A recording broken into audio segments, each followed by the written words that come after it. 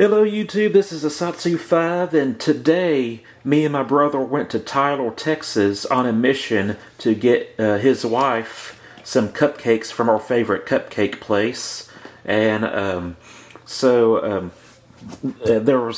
that has its own little story and reasoning behind it, but I was really looking forward to the trip to spend time with my brother and to support a good cause.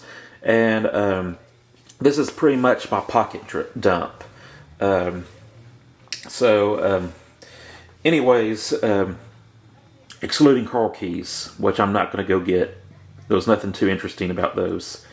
But we went to Tyler, and a lot of times when I go out of town, I kind of up the carry a little bit. I didn't carry a 9mm this time because I'm just enjoying this pug. But anyways, I'll get to that later. But I went to Tyler, and we went to several shops and stores and stuff. And this is basically what I had on me the whole time I was there. And I was able to comfortably move around. So first, the kind of non-interesting stuff. I have Ocean hand sanitizer from Bath and Body Works. Usually keep that on me, especially when I'm going to the fights at Buffalo Wild Wings.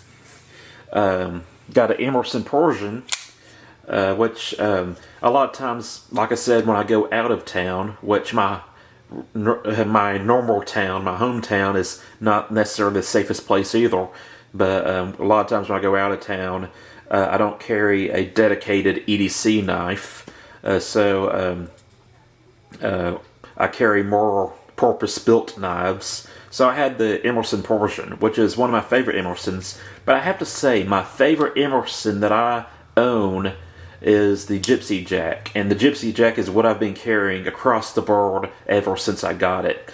So you know, if I go to Buffalo Wild Wings, I might carry the Persian from Emerson, but any other day I'm carrying the Gypsy Jack because I just love it. I had this in my waistband on my right side, and this is the Clone Removal Knife and Tool HZ6, I think. Williams design. It doesn't have the name on it that I can see, but it says Williams design. I think it's called the HZ6. This is a modern interpretation of a traditional Japanese tanto. Absolutely love this knife. It has a good point geometry. It's sharp enough to do what it needs to do. I mean, it's sharp, but you know, I think that it's a primary as a point-driven weapon, but it does cut very well. It has great grips on it, very secure in the hand, and I carry this in my waistband. Oh, missed the sheath. Am I bleeding? Check that out.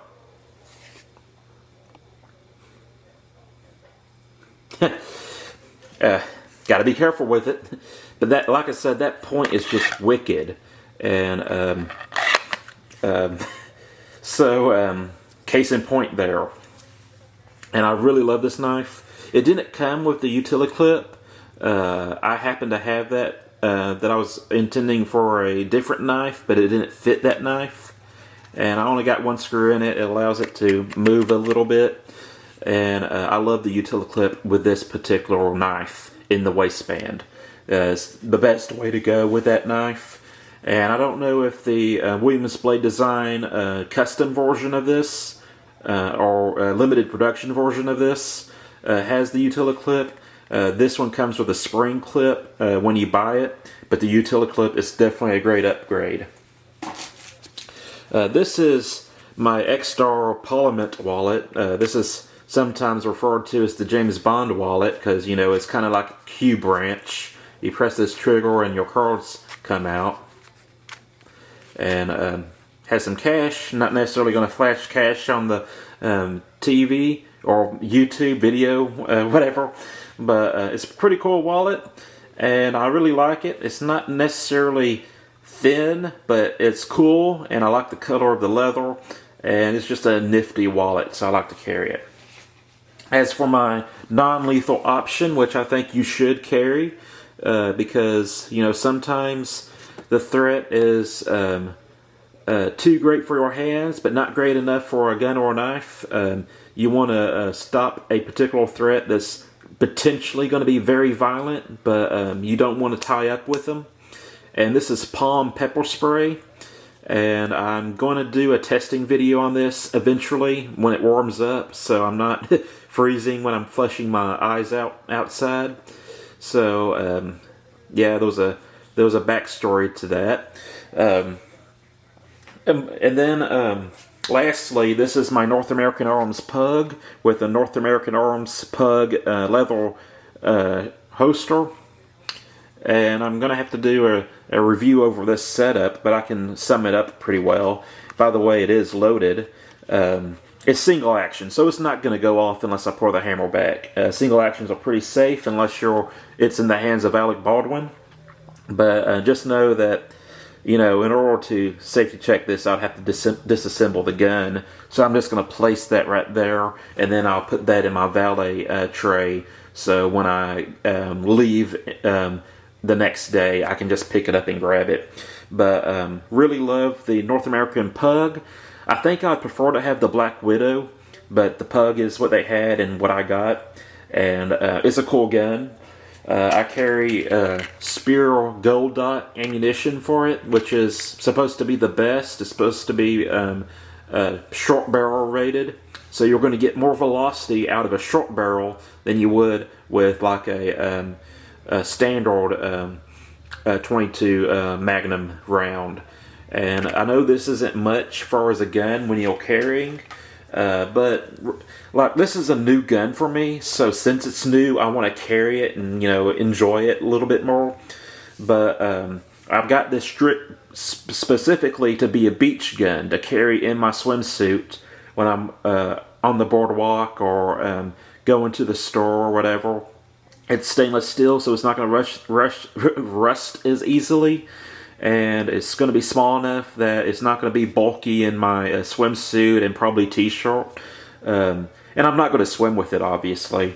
But I got the holster so I can carry it. And I carry this appendix style. And I have no clue how people carry appendix guns or guns appendix carry with larger guns. I just can't. I can't bend over. I can't really lean over or sit down. So this is like the biggest gun I can appendix carry comfortably. And plus it being single action is a lot safer than something that, could potentially go off and hit some very vital areas in that area, as far as your growing and leg and stuff. I generally don't like appendix carry, but with this, I kind of enjoy it. Anyways, that's the EDC update. EDC, for those who are new to the concept, means everyday carry, and it doesn't strictly mean that you carry the same thing every day, but it's what's basically in your pockets, what's on your person. So I have a wallet. I think I forgot to mention my iPhone, and so this is the iPhone 13 Pro, which I have some issues with, but it's mine now, or I'm paying on it now, and I'm going to live with it. But yeah, this stuff is stuff that I pretty much carry in my pockets or waistband, and they generally serve a purpose. Now, most of these things are weapons. That's partly because I review a lot of self-defense items, and partly because I was going out of town, and out of town usually means scary for most people because they don't know what the crime is like in that area. So, and apparently the crime is pretty bad in my area as well, but usually I don't carry as heavily just around town. But when I do go to like Buffalo Wild Wings at night, those alcohol there and stuff, I do carry a little bit more heavily with the self-defense items, because I've been there when some bad things have gone down. So this is what I carried on me that day, and including my phone, and I thought you might be interested in that. And if you have any questions about any of the items, I plan on testing this out, and I plan on testing these out on video. And usually when I get a new gun, I take you to the shooting range with me. So I plan on doing a shooting video with that pug. I'm probably not going to be that accurate with it with this short barrel, but it's really a close-up gun, so I don't think it's going to matter that much. I'll have to talk about why I carry a pistol, even though it's a small pistol, and still something like that. That might be a little bit contradictory to some people. Why do you have something like this when this is going to probably have more stopping power at close range? And, I'll get into that discussion in a different video. So that's it. I'm Asatsu5, and I'm out.